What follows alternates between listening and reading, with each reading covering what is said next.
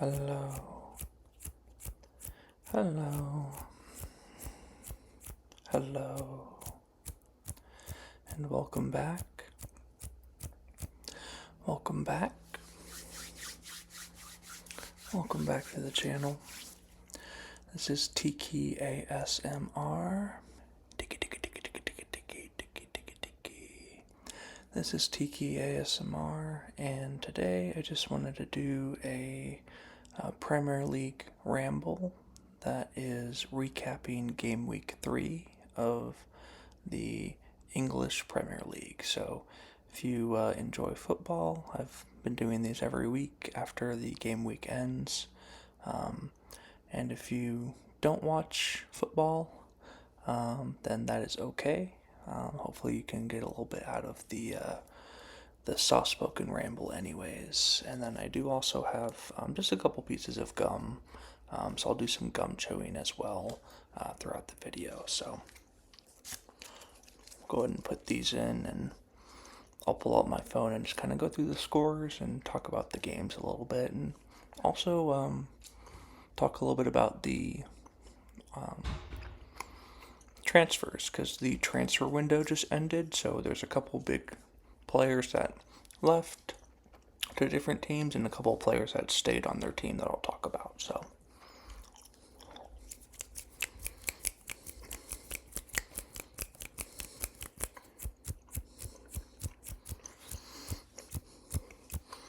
okay, so I have my phone that I'm just going to pull out to talk about the games and kind of go in order. So we'll start with the Chelsea-Fulham game. And the Chelsea-Fulham game was another nice game by Chelsea without Cole Palmer, who is still out injured.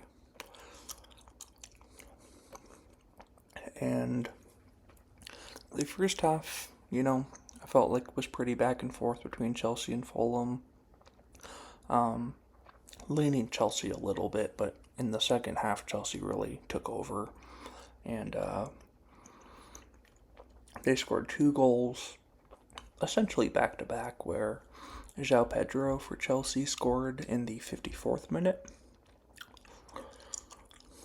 And then just 2 minutes later, Enzo Fernandez had a penalty goal in the 56th minute. So back-to-back goals in the 54th and the 56th, and then no other goals in the game. So all the action took place in just those 2 to 3 minutes, from a goal standpoint at least. The possession battle was about even. The total shots were about even, but Chelsea did get 6 shots on target and 2.35 expected goals, compared to Fulham, who only had 3 shots on target with 1.02 expected goals. So Chelsea definitely deserved the win, and they're having a pretty good start to the season. So 2-0 win for Chelsea. And then the next game is Manchester United Burnley, and I was excited to follow along with this game because Manchester United had the really bad loss in the middle of the week, and then in this game it looked like they were going to tie Burnley, but I'll talk through that a little bit. So first half, overall pretty quiet, but there was an own goal by Josh Cullen for Burnley. So Manchester United went up 1-0, and that was the score entering halftime as well. And then in the second half, it was back and forth, pretty good battle overall. Manchester United definitely won the possession battle throughout the whole game, whereas Burnley relied more on counterattacks, and Manchester United just obviously looked like the better team. They have a lot more high, expensive, and talented players, but Burnley had a couple really good counterattacks in the second half, so At halftime, it was 1-0 Manchester United. And then Lyle Foster for Burnley scored in the 55th minute to make it 1-1. But then Manchester United scored like right after, like within 30 seconds after the kickoff happened, following Burnley's goal, and Brahim Mbeumo scored a goal in the 57th minute. So that meant that Manchester United went up 2-1. But Burnley kept fighting, and they had a couple nice stops. The goalie made a couple nice plays for Burnley, and then Jaden Anthony scored for Burnley in the 66th minute, making it 2-2. 2-2. And then it looked like the game was going to end 2-2, but Manchester United won a penalty kick in the 90 plus 7th minute. So in extra time, right before the game was about to end, Manchester United won a penalty kick, and Bruno Fernandes scored a penalty kick for Manchester United, which is good for him to bounce back because he missed a penalty kick in the previous game. So Manchester United end up winning 3-2, and they deserved it. Like, they were the better team, but I was definitely cheering for Burnley. Manchester United ended with 26 total shots, but only 6 of them were on target. So they generated a lot of chances, but not a lot of like really good goal scoring opportunities. With that being said, they still ended with 3.63 expected goals, so the 3 goals was actually a little bit below their expected goals. So good win for Manchester United to help get back on track. And then this game was one that I didn't get to watch live or really follow along, but watched the highlights for. And, Sunderland Brentford. So this game didn't seem like it was the most exciting. Throughout the entirety of the game, the expected goals were 1.4 or 1.54 to 1.20 in favor of Sunderland. So pretty even matchup. But all of the goals came in the last 15 to 20 minutes of the game. So for the entire first half and first portion of the second half, there wasn't a whole lot of action. But Thiago scored for Brentford in the 77th minute. And then Sunderland came back and got a penalty kick and scored the penalty kick in the 82nd minute. And then Sunderland had another late goal in the 90th plus 6th minute, right before the game was about to end. You see, that was a common theme this week. Lots of really late goals. But Wilson Isidore for Sunderland scored a goal to put them up 2-1 right before the game was about to end. So Sunderland picked up their second win of the season, and they're just looking really good at home, especially. If they keep winning home games, they're going to stay up in the Premier League. So, but they won 2-1 over Brentford.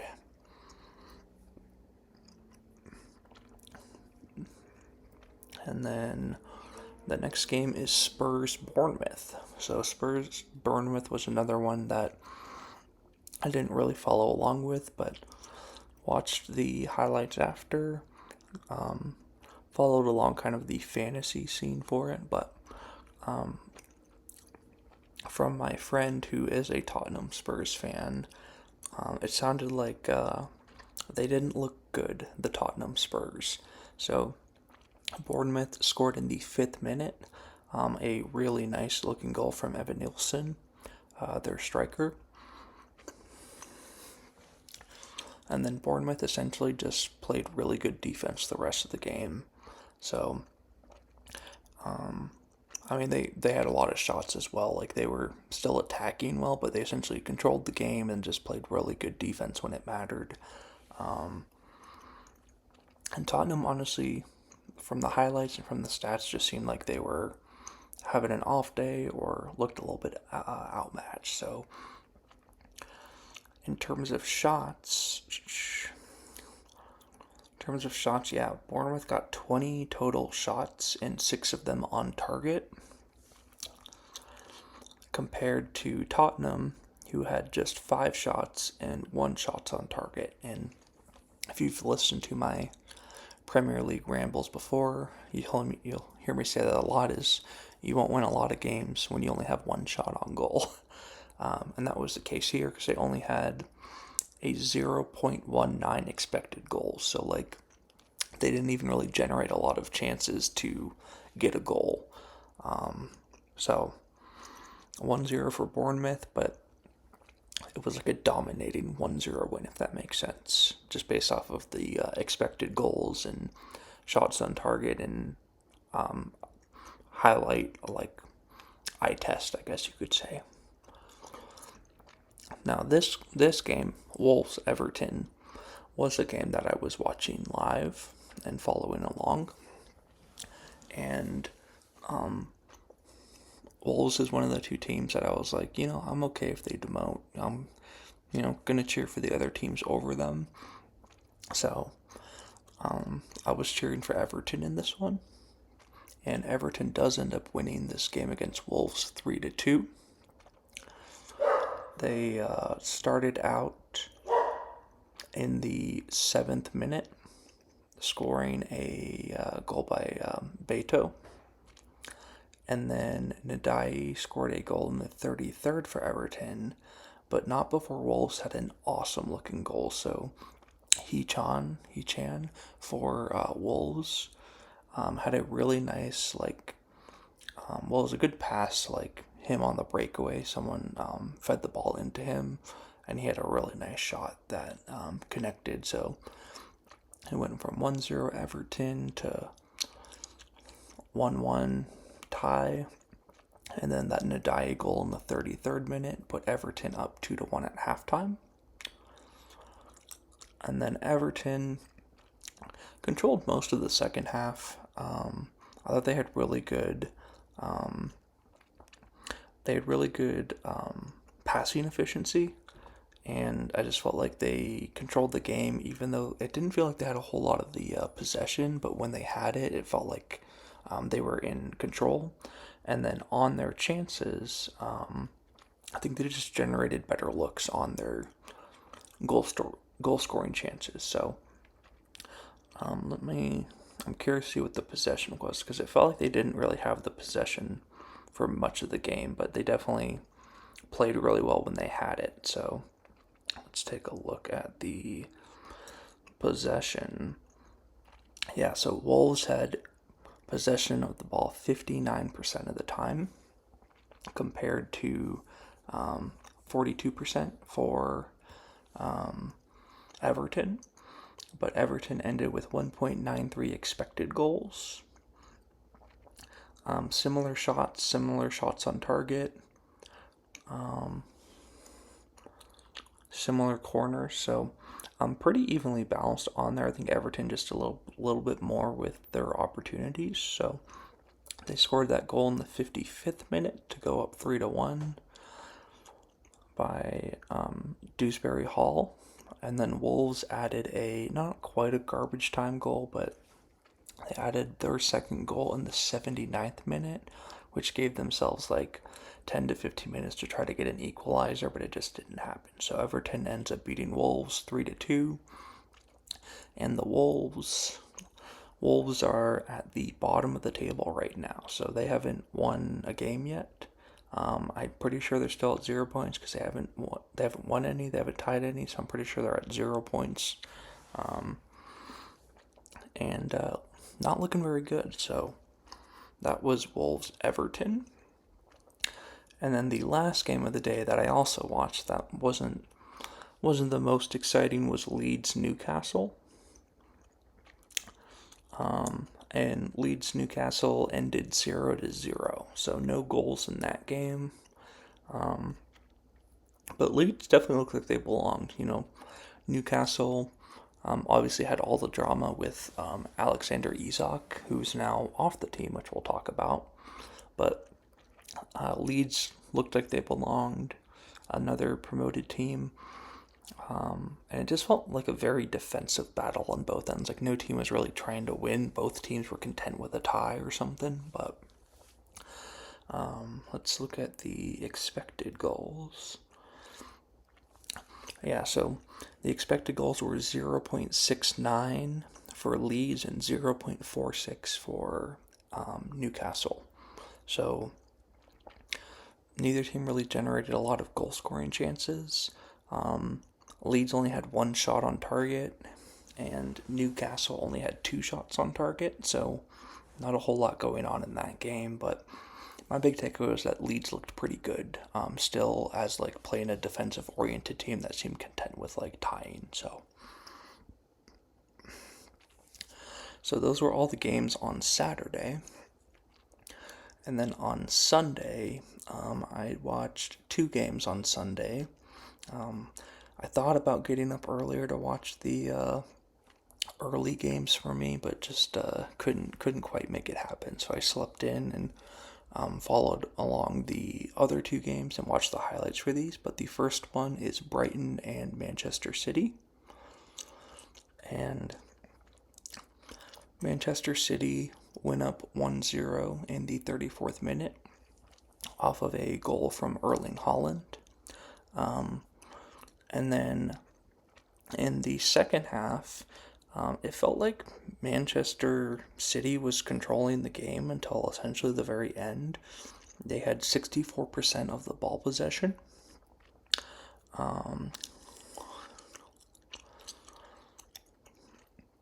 But at the end of the game, Brighton just had a couple of really good chances. So usually around the like 60 or 65-minute mark is where you consider like, okay, this is when the substitutes start coming in. This is where teams start kind of really trying to like push their luck to try to like score or even the game. So after the substitutes came on, Brighton looked a little bit rejuvenated, a little bit energized, and they drew a penalty in the 67th minute and scored that. So it was 1-1. And then another late goal, theme of the week, another late goal by Brighton. Garuda scored in the 89th minute to put Brighton up 2-1, and they held that lead for the rest of the game and beat Manchester City 2-1. So really nice result for Brighton, and pretty disappointing game for Manchester City because they controlled the vast majority of it and just couldn't get that second goal in to kind of put Brighton away. So. And then speaking of late goals and not being able to put people away, the Nottingham Forest West Ham game. This was a game that hurt my fantasy team because I had 3 Nottingham Forest players in my fantasy lineup. And I wanted their defense to do really well, and I wanted their forwards or mids to score a goal or 2. But instead, it was a pretty even battle throughout the entirety of the game. And then we got to the 84th minute with it still being 0-0. And then Jared Bowen scored for West Ham in the 84th minute. There was a penalty kick that Paqueta scored in the 88th minute. And then in the 90th plus 1 minute, Callum Wilson also scored for West Ham. So West Ham just like dominated the last 10 minutes of the game. Scored in the 84th, the 88th, and the 91st minute, and won 3-0. And this felt a little bit like last season. There was a game that Everton just like completely collapsed and allowed like 3 goals in the final 5 or 6 minutes of the game. And it felt a lot like that, where, you know, based on the statistics and looking at the stuff, Nottingham Forest had 58% of the possession. Shots were about even. Passes. So the passes count usually goes hand in hand with like possession a lot of the time, but Nottingham Forest had 541 passes compared to West Ham's 385. And Nottingham Forest also connect on 87% of their pass attempts, which is pretty good. They also had more corners, so yeah, Nottingham Forest, like, decent game overall, but West Ham really dominated the final 10 minutes and won 3-0. So that was a game kind of like reverse of the Bournemouth Tottenham game, where Bournemouth only won 1-0, but it felt like they controlled the entire game. West Ham won 3-0, which looks like a dominating result, but it was primarily just those final 10 minutes that they like really dominated. So, but big win for them, because that is their first points of the season. So that should help them get on track a little bit. And then the big game. So this was the popular game that I'm sure like everyone was watching if you watch Premier League football. But the Liverpool-Arsenal game. So the Liverpool-Arsenal game, this is like the battle for first place, to see who will finish at the top of the table this year, because these are the two favorites to win the league. And this was another game where it seemed like both teams were like either content with a tie or just really not wanting to push their luck. The expected goals ended up being 0.52 to 0.49, so a lot of the times this game ends 0-0. Liverpool only had 3 shots on target. Arsenal only had 1 shot on target. And we're going back to the theme. If you only have 1 shot on target, it's tough to win the game. Well, Liverpool proved that to be true. And they scored a really good free kick from outside the 18-yard box. I'd say it was probably around like 30 feet, 30 yards away. 30 yards away outside the box. And Dominique Szoboszlai, I want to say I'm saying that correct. Liverpool fans correct me, but Dominique Szoboszlai scored an awesome goal, like one of the best goals of the year, I'm imagining it will be, in the 83rd minute. So Liverpool goes up 1-0 in the 83rd minute, and then just play good defense and close it out to beat Arsenal 1-0. So really good game for Liverpool, really good result, because it felt like an even contest that could have gone either way. Arsenal had a couple chances, just couldn't make it happen, but Liverpool went up 1-0 and then just protected it to win the game. So, and then the last game of the week was my team, Crystal Palace. And Crystal Palace was playing Aston Villa, and quite frankly, I don't think it's even a homer saying this, but I think Crystal Palace dominated the vast majority of the game, to the point where the Aston Villa fans, because they were playing the game at Aston Villa, so this was a road game for Crystal Palace. The home fans for Aston Villa were booing their team. Not even in the second half, but at the end of the first half, they were so frustrated with them because they just couldn't get the ball, and Crystal Palace had like possession for like 4 or 5 minutes straight, it felt like. So, Crystal Palace, Daichi Kamada had a really good play in the box to like dribble around the goalie, and then the goalie took out his legs. So Crystal Palace got a free kick, and Jean-Philippe Mateta scored in the 21st minute, so they entered halftime up 1-0, but really dominant first half, in my opinion. Aston Villa didn't really get chances in that first half. And, as I mentioned, the fans were booing Aston Villa at the end of the first half, so that's never a good sign for the home team. But Crystal Palace then added goals in the 68th minute as well as the 78th minute by Mark Gahey and Ismail Assar. So 3-0 for Crystal Palace, and I was really proud of the team. I thought they played really well. Expected goals 2.65 for Crystal Palace, 1.14 expected goals for Aston Villa. Ollie Watkins did actually have a really good chance, but it was a pretty solid save by Dean Henderson. And then Aston Villa did actually have more goals technically, or more shots technically. They had 13 shots, but only 4 of them on target, and really only one of them was like an actual like goal scoring chance. Meanwhile, Crystal Palace had 6 shots, but 4 were on target, and 3 of them ended up being goals. And actually, I don't think the penalty kick counts as a goal, but it was like clearly Daichi Kamada was going to score that, so the expected goals are still higher because of that. So,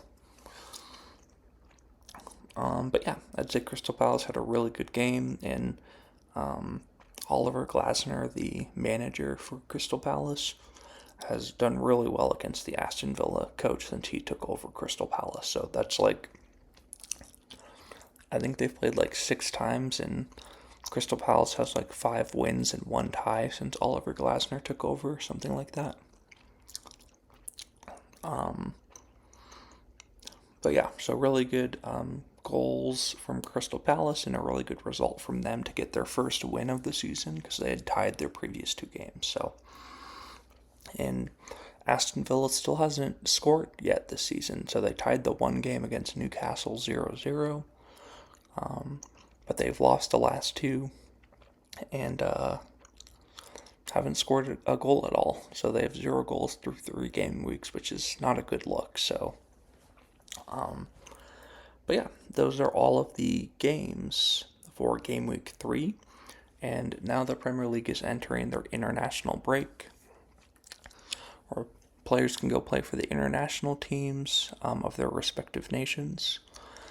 And then the other thing that happened what was it, a couple days, 2 days, 1 day, 2 days after the game week 3 was the transfer deadline.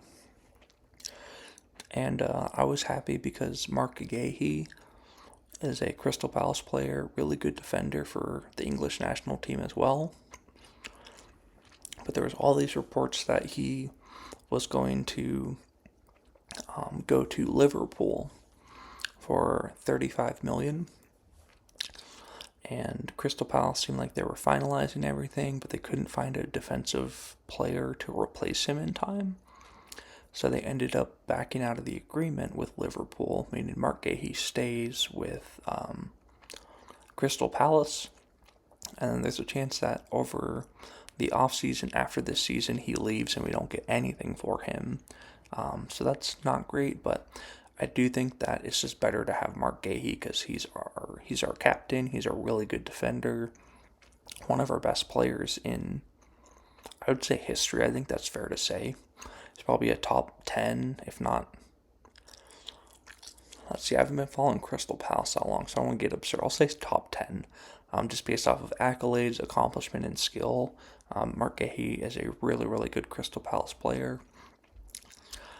And I think we're better with him than we are without him, so I'd like to keep him for the season, and we ended up doing that. Wissa, who had a lot of goals for Brentford last year, ended up going to Newcastle. So Wissa is now on Newcastle where he wanted to be, and I imagine he'll start playing games for them, if not in game week 4, then in the next couple of game weeks, but that's a pretty good pickup by them, especially because Alexander Isak, their world-class striker, and the one that has been like demanding that they send him to Liverpool and agree to let him change teams with all the drama that did finally happen. And I forget what the exact amount was, but over 100 million Liverpool paid to get him. So now Alexander Isak's going to Liverpool to be on the best team in my opinion, and Ekitike, the other Liverpool striker, and Alexander Isak will kind of have to like battle it out for that forward spot, unless they're looking at changing formations or something. But regardless, he's a world-class player, so it's really good for Liverpool to get him as they push for a league table win. and pretty nice pickup by them. But I think those were the 3 transfers that I paid the most attention to, just because of Crystal Palace, and then I think Wissa's a really good pickup, and Alexander Isak was the one that everyone was kind of expecting to happen at some point. And there were also a lot of other smaller additions by tons of teams, but those were kind of the big ones that I was paying attention to. So now we have a little bit of a break through the international break before game week 4. So I'll do another Premier League ramble and wrap up after game week 4 in a couple of weeks. I think it's a 2-week break.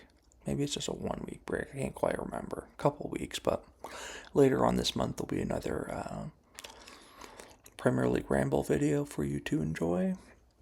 And until then, thanks for tuning in. And I will talk to you again very, very soon. See ya.